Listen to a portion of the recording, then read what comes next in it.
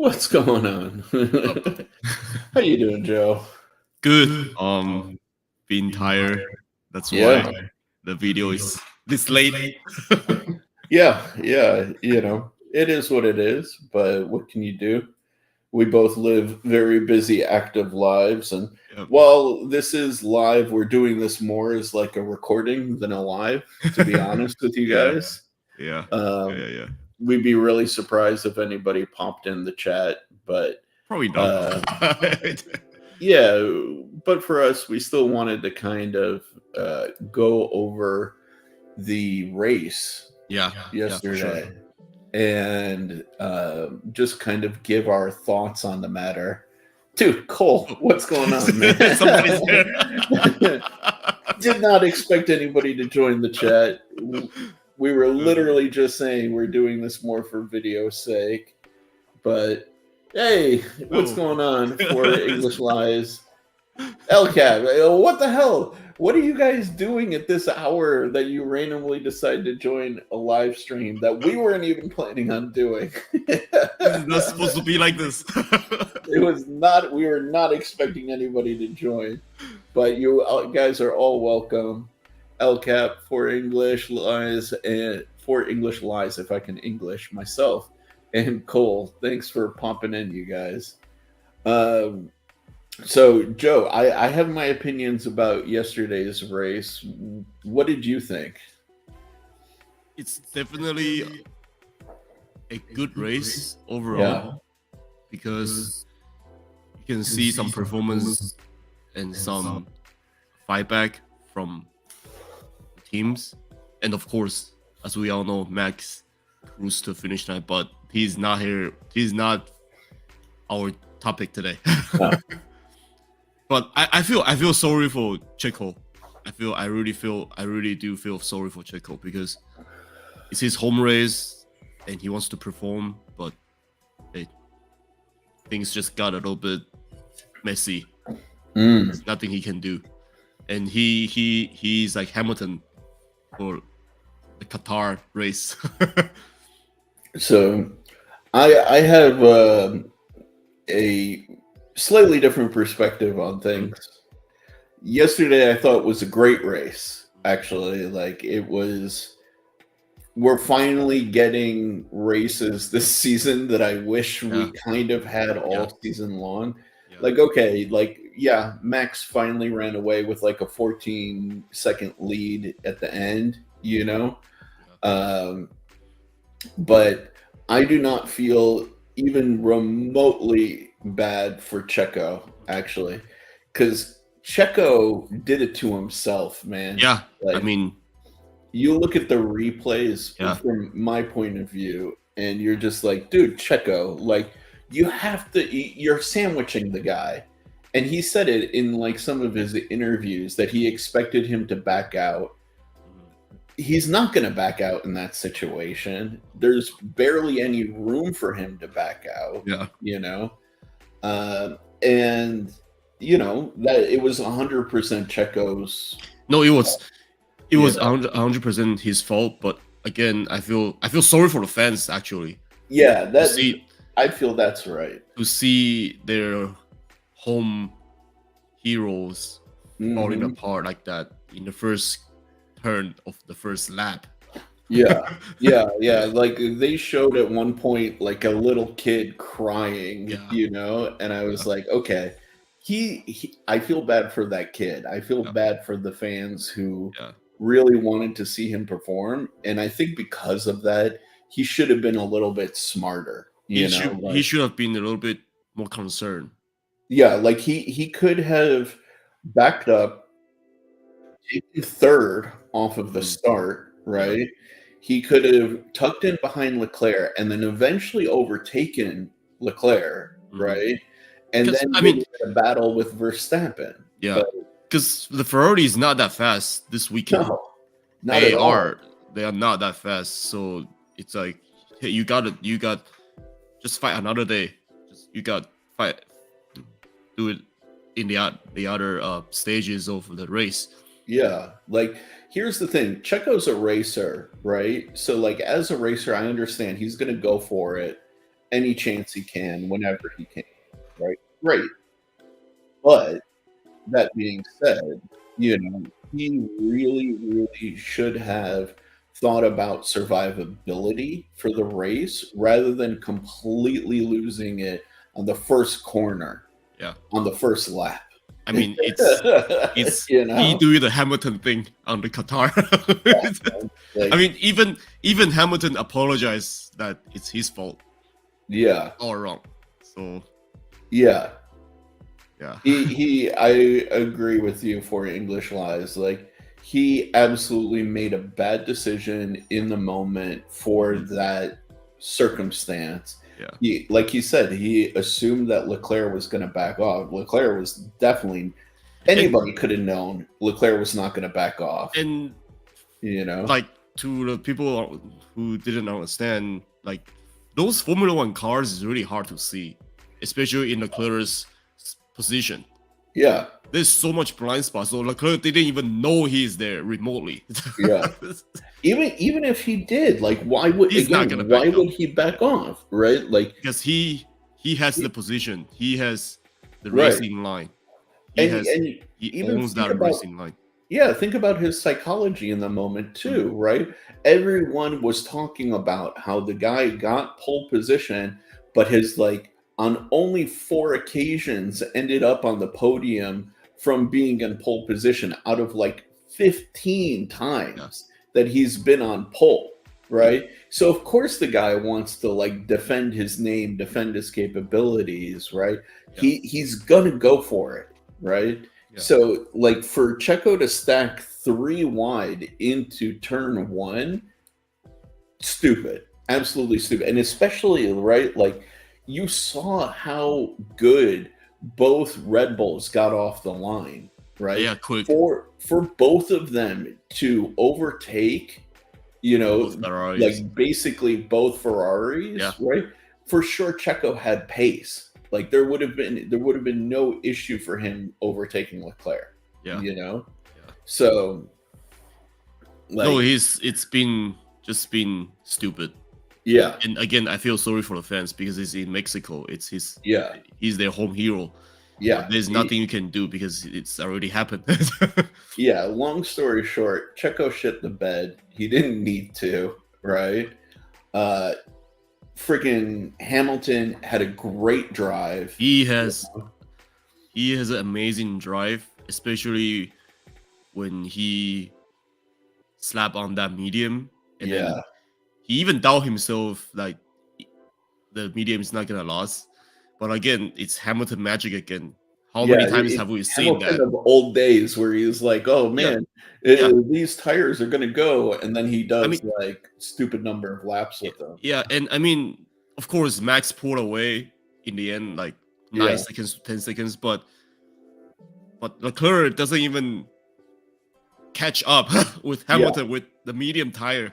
He had no dreams of catching him, and it was so funny overhearing the Ferrari radio saying that, like, oh, within 5 laps, we think that the hards are going to be faster than the mediums, and no way Leclerc even had any chance of catching up to Hamilton. He's not even remotely close to Hamilton. Yeah.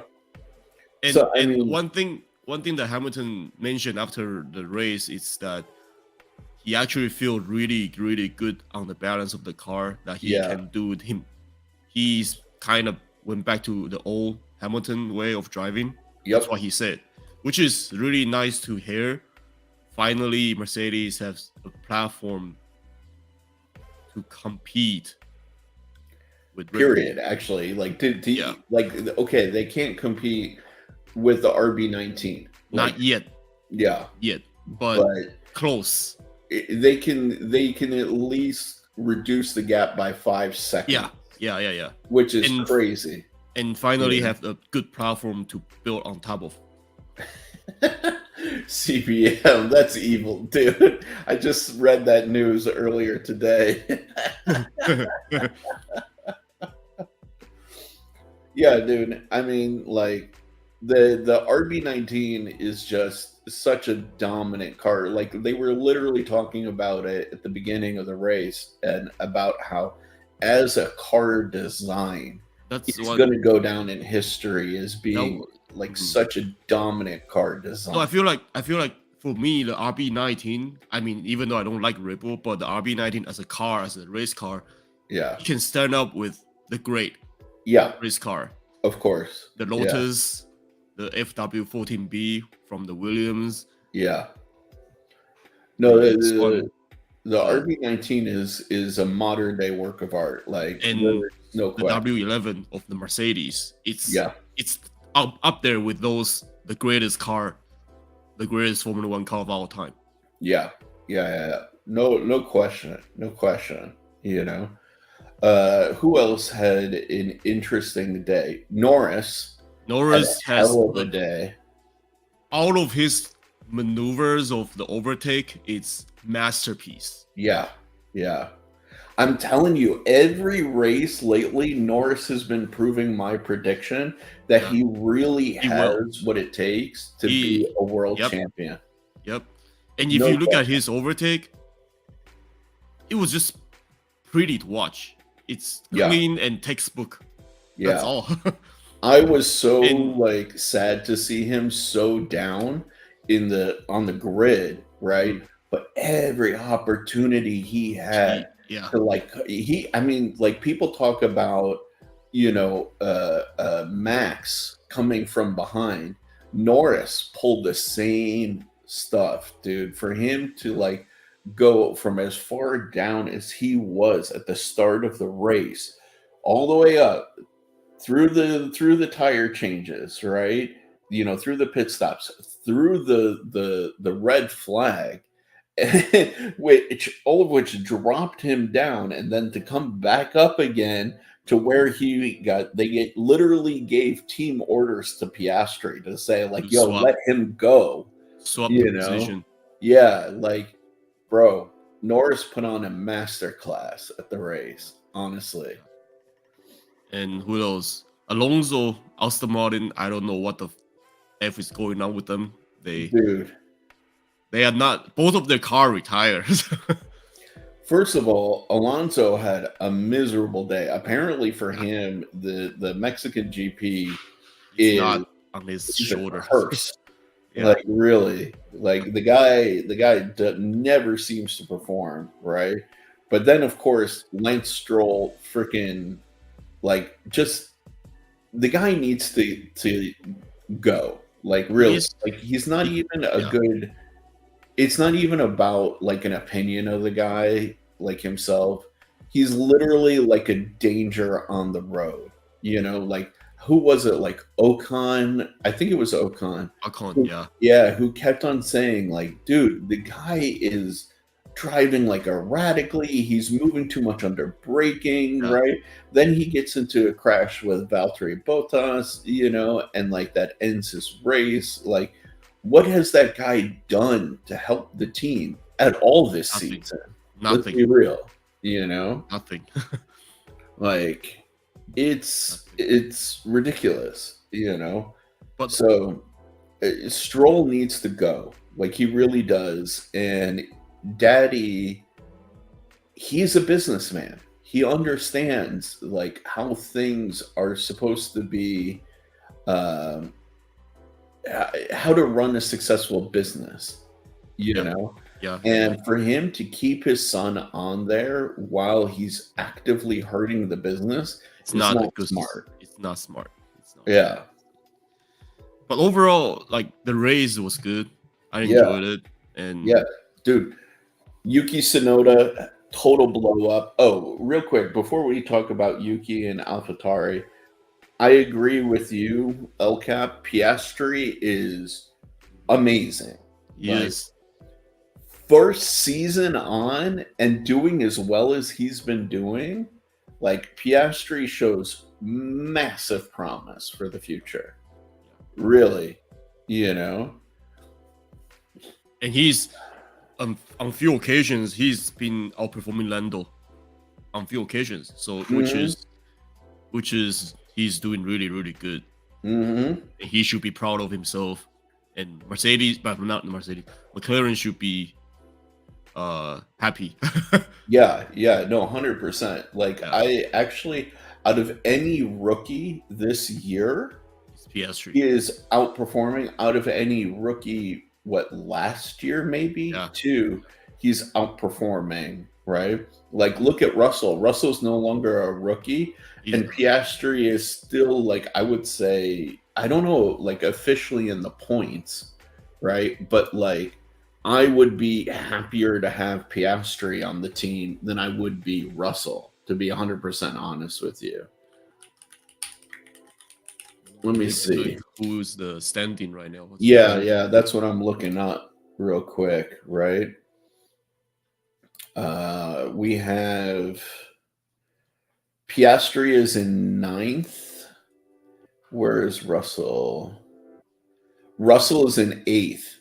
Oh. Now, Russell is getting more drivers' championship points than him by almost double, or not almost double, less than double, but like still, Piastri is, head and shoulders above like Gasly, Stroll, Ocon, Albon, Bottas. I mean, he's 9th overall, which for a freaking, rookie season is amazing. Like really amazing. So I don't know, dude. Like and this, by the way, proves to me, for example, like Leclerc's being kind of useless, right? Leclerc is supposedly the lead driver in one of the premier teams. He is 7th. He is only separated from George Russell by 15 points? Yeah. Right? He's below Norris, now granted by like 3 points, but McLaren has not benefited from having as dominant a car as Ferrari in the first half of the season, right? Alonso is ahead of freaking Leclerc. Yeah. At 183 points, and but they are tied on point. Is tied in points with Carlos Sainz. Yeah. Which is massive, right? So the number 2 driver, Ferrari, is destroying the number 1 driver. Yeah. Like, come on. Yeah. Come on. So, from my point of view, like, okay, Leclerc, I'm not a fan of Leclerc. Like, he seems like a nice dude. Like, I'd love to hang out with him, right? Like, he seems like a kind-hearted, talented driver. But in terms of F1, right? Like, there's no reason he should be the primary driver anymore. They should really focus their primary drivers on Sainz. Yeah, 110%. All right, let's talk AlphaTauri, right? Yuki Tsunoda, absolute nutball, right? Crashes the car. Yep. Waste time by having a fit in the car before getting it driving again, right? Goes on full fucking tilt, and his temper. Yeah, his temper just. Come on, it's your fault. He has the gall to yell at his team. Exactly, his engineer. Yeah, like come on. Seriously, like absolute jokes, And Yuki, like, for as good as he's supposed to be, right, is only 2 points ahead of Daniel Ricciardo. Exactly. And freaking, Yuki has had the whole season.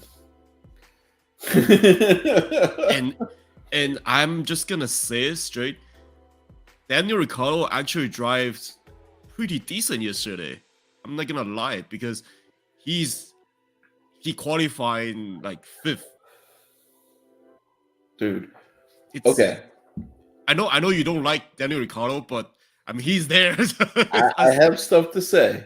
That new mustache of his makes him look like a 1920s French dock worker. He should have the horizontal bar, like, white and blue shirts. But credit where credit's due. Yeah. Danny Rick actually impressed this race, man. Yeah. He drove like he used to be able to drive for the first Exactly. time in forever. Forever, for a few years. Yeah, like this was like Red Bull era Danny Rick, Yeah. not McLaren or Alpine era Danny Rick. Like Like this I was, was you could like see he's got talent again. yeah, I was waiting to see Dive Bomb yesterday. Mm-hmm. Me But too.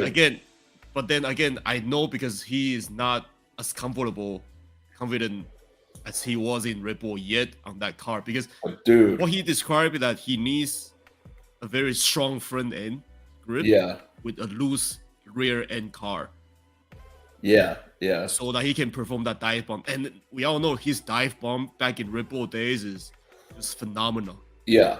Yeah. 100%. But Like, then he hold up Hamilton for a few laps yeah. yesterday. Yeah. But then, where did he finish yesterday? 7th from 5th to 7th. God, I can't remember. But again, like for the first time back for at least a year, the first race or first 2 races, the second race he can perform like this. Yeah, he ended Credit up is seventh. credit. Yeah. Credit is credit. No, I gotta give it to him, right? Danny Rick really genuinely impressed me, you know, so much so that it's like, you know, I didn't see the media whoring, attention whoring Danny Rick Yeah. at yesterday for the first time. Yeah, right? yeah. He's I just saw focused. him being like a focused driver. Yeah, and that's what he should be. Yes. More than ever. Because Yes. he's get this opportunity back to Red Bull teams. Yeah. Yeah. Yeah. Like my issue with Danny Rick has been that since he left Red Bull, he became this like media machine talking about how good he is and the potential he has while never delivering on it. Yeah. Right. But yesterday was actually the first time Yes. since 2 years that we actually seen him perform to the level he's supposed to be. Yeah, that he says he can do, you know, like, and with with a car with far less capability than who he was placed around. Think about it, right?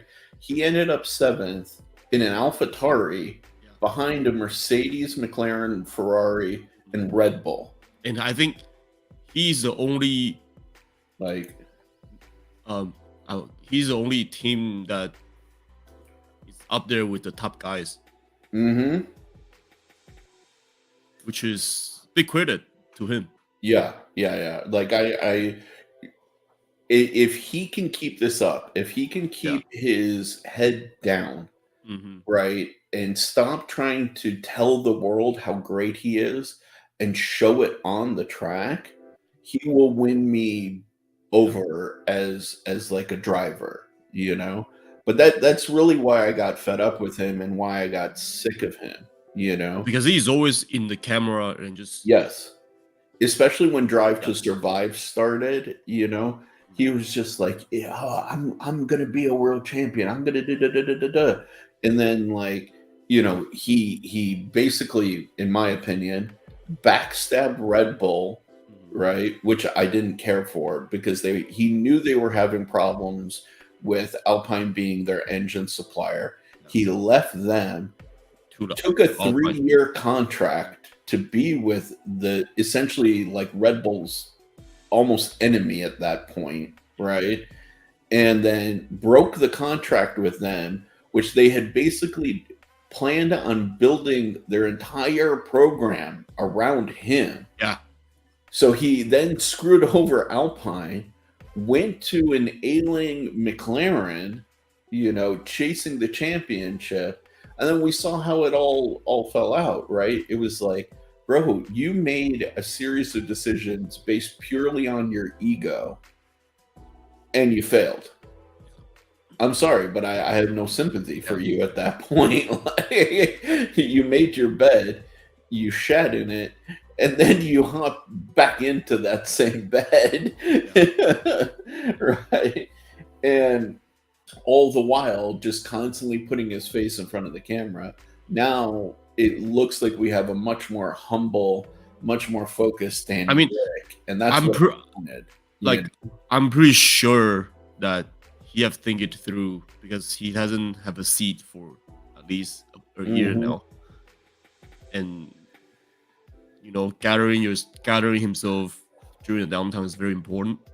Gathering, that's what we all need to do, and just rethink your future. And I think that's what he did. Yeah. So he can come back strong. And rumor has said like when Checo's contract ends, there's not a big chance, but there's a chance for him to get that second seat on the Red Bull with Max. Oh no, 100% guaranteed, right? Helmut Marko on some level has wanted, Checo out for a little while, right? And let's be a little bit honest about Checo, despite the fact that we like him, right? Checo has not really delivered much since 2021. Since he fight with the Mercedes. Right. So really, he's not even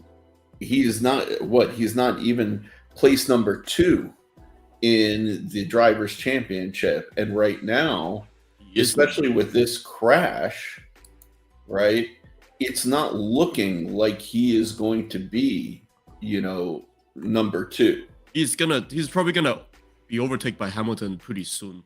Yeah, realistically speaking, there's only 20 points that separate them, So realistically speaking, his chances of ending up number 2 are getting slimmer all the time, right? And Danny Rick has always had a home at Red Bull. Horner loves him.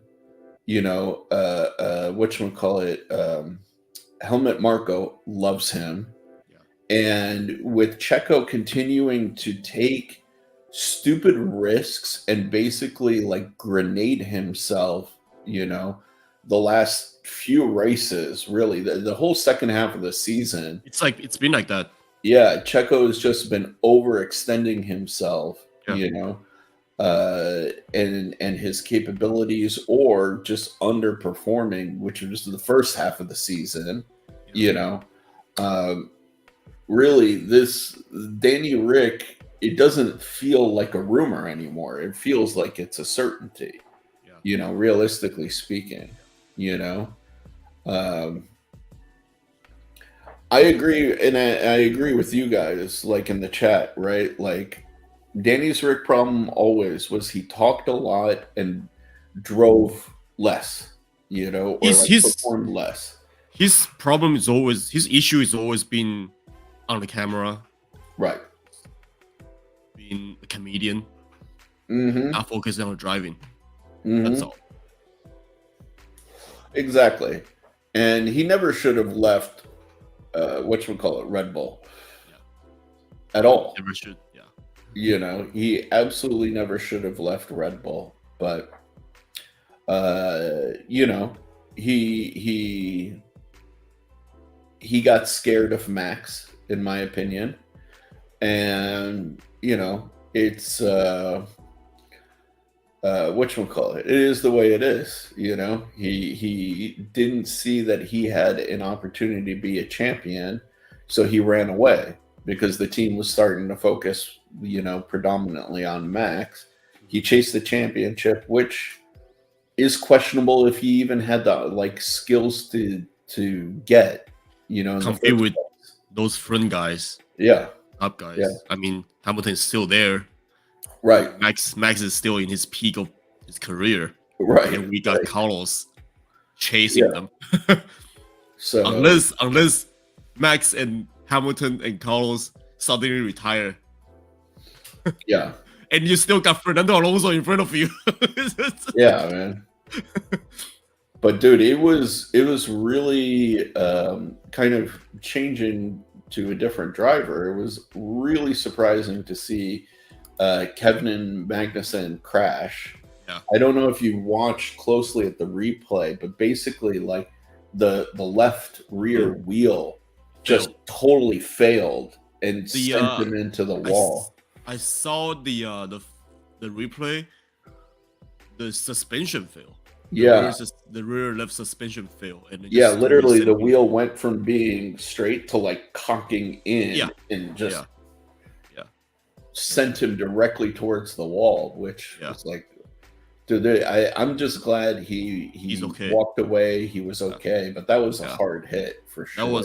That was a hard hit. Yeah. You know, I'm glad he's all right, but man, like it would be nice to see if Haas could end up doing better. I mean, like Nico really put out a good drive, did a good job fighting, you know, but man, I'm not sure what it's going to take for Haas to get up to speed, but we'll see. We'll see. And as the Test Kids is mentioning here, he was shaking his hand, so I wonder if he hurt his wrist or hurt his hands in the crash. You know, they haven't said anything as of yet, but fingers crossed he's okay. Hopefully he's okay.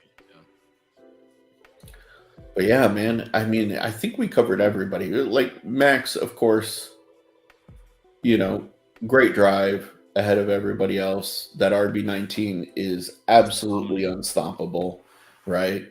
Finally, Mercedes with their upgrades is getting better. I mean, really, if you think about it, it was about a 14-second difference, you know, which is really, really is it the first time that we've seen any team chip away at that 20-second plus lead that Red Bull has been able to establish all season long, which is crazy, right? Because like, let's put this in context, okay?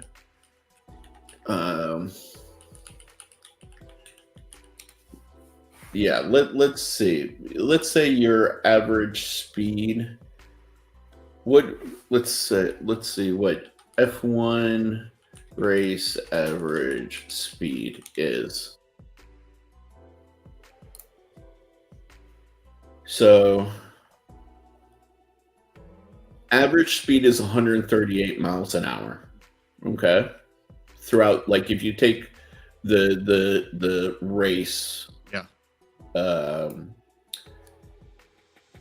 total, okay, so we're gonna say 138 miles per hour, and we're gonna say 20 seconds, okay. That's literally 3/4 of a mile ahead at 138 mile per hour average. You understand how far ahead you have to be? Not just to be like a little bit. They're not just a little bit ahead. They're literally 3/4 of a mile ahead of everybody else on track at 20 seconds, right? So at 14 seconds, they're down to half a mile. Over half a mile, right? So it's that's insane. Yeah, the RB19 is just so dominant and it's so quick. Like, there's like it's a car to win. yeah. That's crazy, right? So they're on average. Okay, let's even say they're minimum 10 seconds ahead of the competition. Okay, that's still like what, 4/10 of a mile, you know, ahead of everybody else.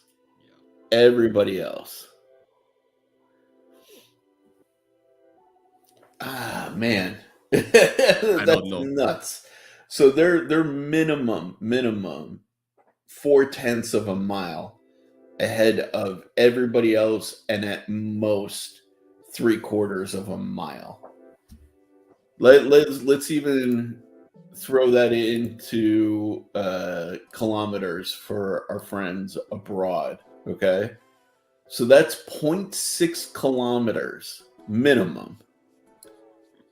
Lead all the way up to 1.2 kilometers. That's almost 2 kilometers. Dude. That's crazy. Yeah, that's absolutely nuts. Distance ahead of second place. Now, Menace the Goat says, the rumor mill says Alonso to Red Bull next season. I don't think it'll happen. I don't think it will happen because they have Max. Well, no, first of all, I think it won't happen because Checo still has another year on his contract, and unless he voluntarily retires, they're going to keep him, right? So the earliest that Alonso could join would be 2025, and even then, they've got Danny Rick in the wings, right? And with Danny Rick, they could pay him less than they would pay Alonso. And they always use Red Bull Academy people. Right. I was just about to say that, right? Danny Rick is Red Bull Academy. Alonso is not, you know, and the reality is Alonso is aging, right? So while Alonso is immensely talented, I love him to death personally. He's one of my all-time favorite racers. I also just don't, from like a cost benefit circumstance, I do not see Red Bull picking him up. Unfortunately, I think Alonso's future is going to be with second tier teams at this stage, right? Alpine, Aston, you know, Williams, like those kinds of teams. I do not think the top level premier teams are going to pick him up, unfortunately. That's just a reality. Yeah. How it works. Yeah. You know? But just imagine if that really happened. Alonso and Max in one team. Yeah. Again, Max is gonna be mad. Well, and also, like, Alonso is a main character kind of guy, right? So, like, yes, Stroll is technically like the showpiece for Aston, but Alonso's still technically like the main character of that team. Let's be real, right? I don't know that he's gonna want to play second fiddle to somebody like Verstappen. I think there would be a lot of personality conflicts, like if I'm 100% honest, you know? So, No, I think their best bet will either Checo stay, or Danny Rick. Yeah. No, realistically, that's the only, logical, from my perspective, the only trajectory available. You know, that's the logical strategy that they can. Yeah, 100%. Yeah. Well, yeah, overall of Russell is just continuing to prove to me how subpar he is. Honestly, like he seems like a diva. He seems like he's, you know, they said it really, really well on McLaren radio. He's an all or nothing driver. Yeah. You know, and, you know, when he couldn't overtake, you know, he backed off and the gap ended up getting huge, right? Like he overcooked the tires. He couldn't keep up the pace, you know. Like both of the drivers, Hamilton and Russell, are on the same strategy. Yeah. And both of them have to take both Ferraris. Only Hamilton can do it within a few laps, and Russell, you just back up. Yep. There's only one guy that maintained a dominance and even gained distance over the Ferrari that was Hamilton, Russell lost time to the Ferraris. Yeah. So, yeah, in my opinion, like Russell has been overhyped, underdelivered, and realistically speaking, again, like I don't know. For me, he drives me nuts. He shows up wearing his big 1960s diva sunglasses. He walks around like his shit don't stink. And, he thinks he can go toe to toe with Hamilton, and he under delivers, on that promise all the damn time, Hamilton has been outperforming him for so long now, like every single race. Dude, it's not even a joke, right? Like Lewis is at 220 points in the championship. George Russell is at 150. Yeah. That tells the story right there. Yeah. Literally 70 points separate them. 70. Come on. Like the only bigger gap between two drivers is Verstappen and Perez. Yeah, that's double. Like, so crazy, man. Yeah, see, like, dude, yeah, Russell says he's a better driver now than he was with Williams. Yeah, that may be the case. But again, he to me is very similar to Charles Leclerc, which is hilarious, because they're so close in points.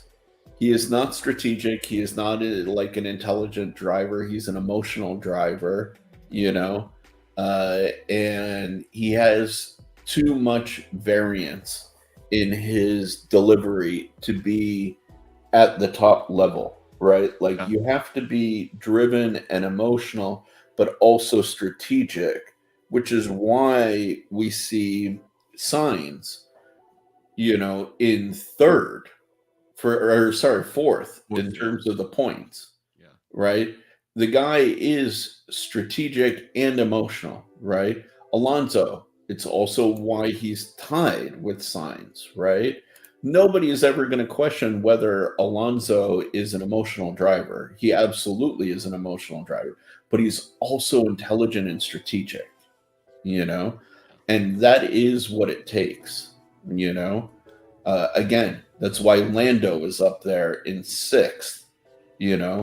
Everybody else who drives just purely on emotion is below sixth, and we see it.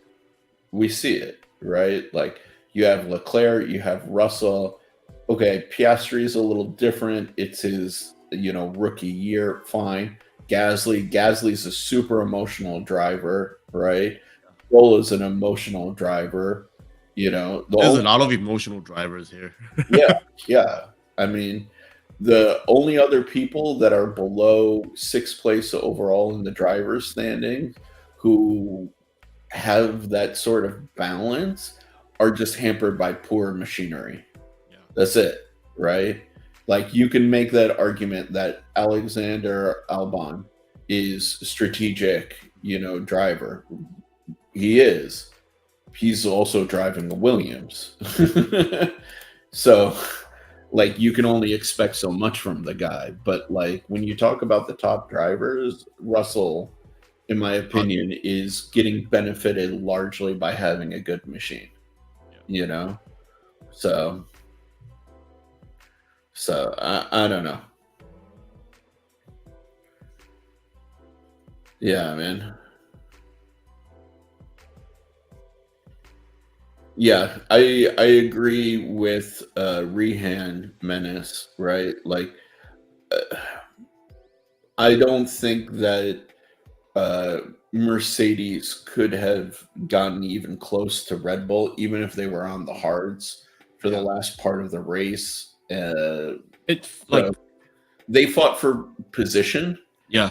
They got the points. They proved that they could get those points and that they could eat, even with mediums, into Red Bull's like dominance, knocking 5 to 6 seconds off of their usual lead, that's a win in Yeah. my book for Like Mercedes. for the way I'm looking at it is they don't have to push because they are not in a fight with Red Bull, but they are in a fight with Ferrari. So if Hamilton push that medium tire to the end and try to catch up Red Bull, Max in this case, there is a good chance that he's gonna blow up the tire or blow up the brake or blow up the engine because we are in a high altitude track, especially Mexico is the highest in the calendar. That's why you see Hamilton is not in the slipstream. Both Mercedes cars is not in the slipstream when they open DRS. They're trying to get fresh, colder air in the brake and in the car. So if he push harder and harder, it's no point. You're gonna damage the car. You're gonna damage the car, and then you're not gonna overtake Red Bull. Yeah, you're not like I think they know at this stage that the performance of the RB19 is untouchable. Yeah. But if they can get consistent seconds for the rest of the season, they're in a great place. And if there's anything happens that blow up the car, the second is gonna be overtake. By the Ferrari behind, and they don't want that. Yeah. So no, he was smart, and Rehan, said it really well. He was half a second faster than Russell and still saved his tires. Yeah. Yeah. So really, and then Rehan also makes a great point. The DRS doesn't help as much at elevation, So I think they played their strategy as good as they could.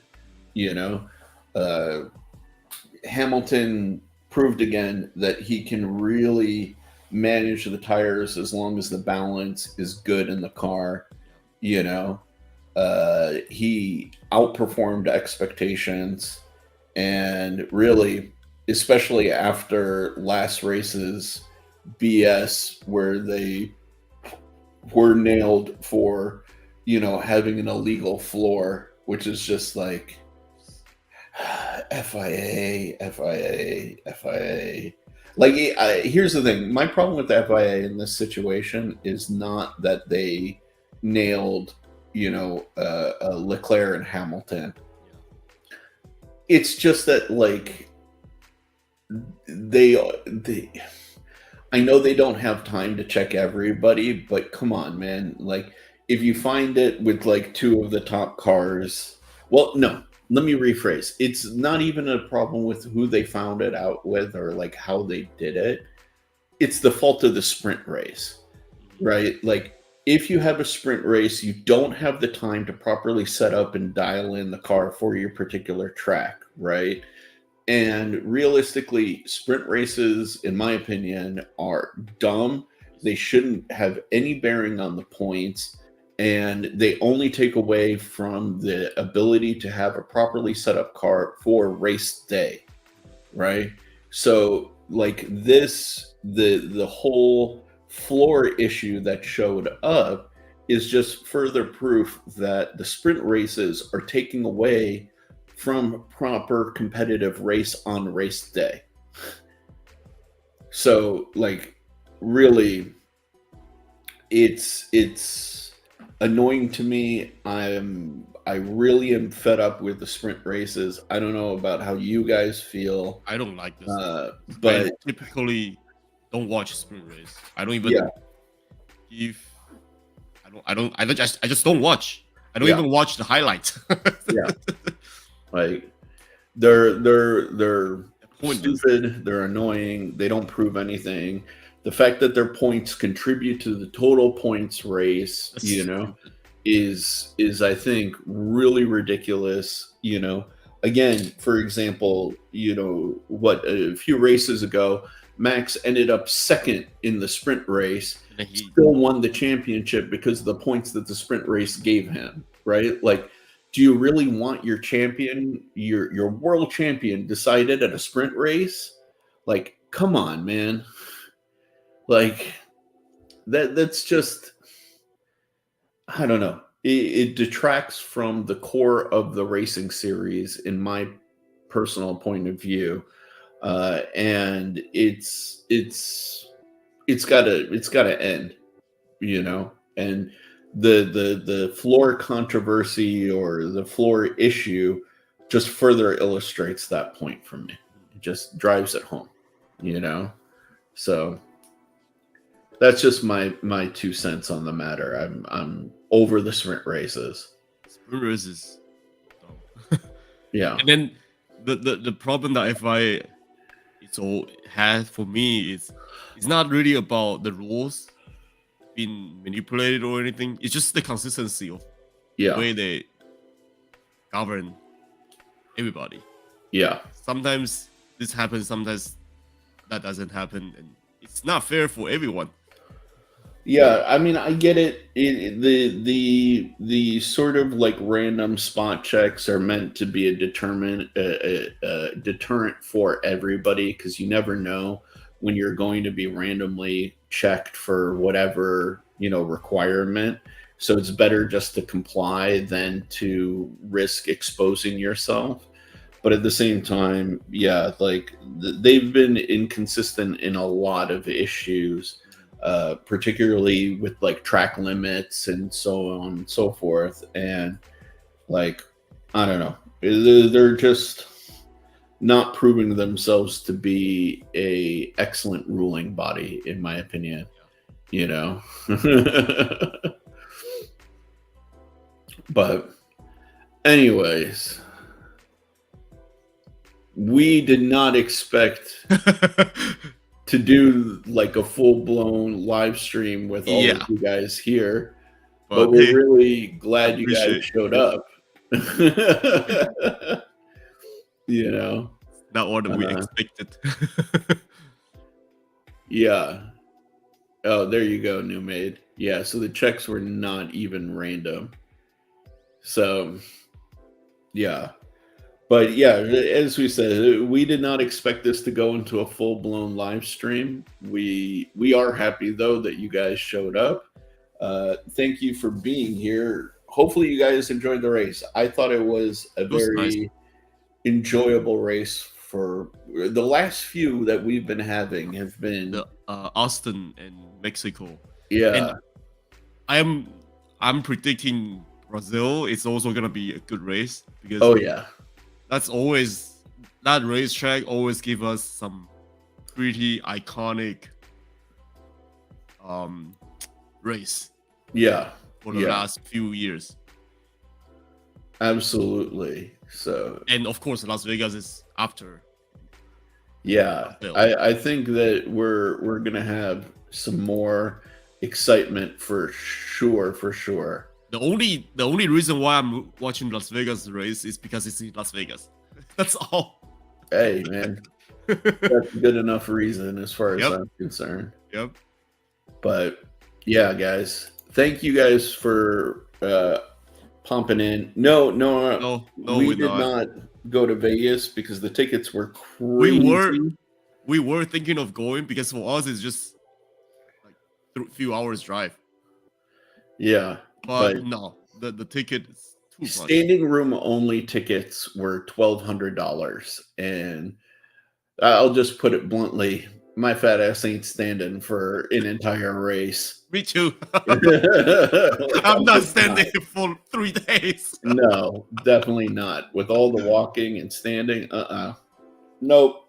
Not for $1,200 for that privilege. Yeah, no. Nope. Nope. Couldn't be me.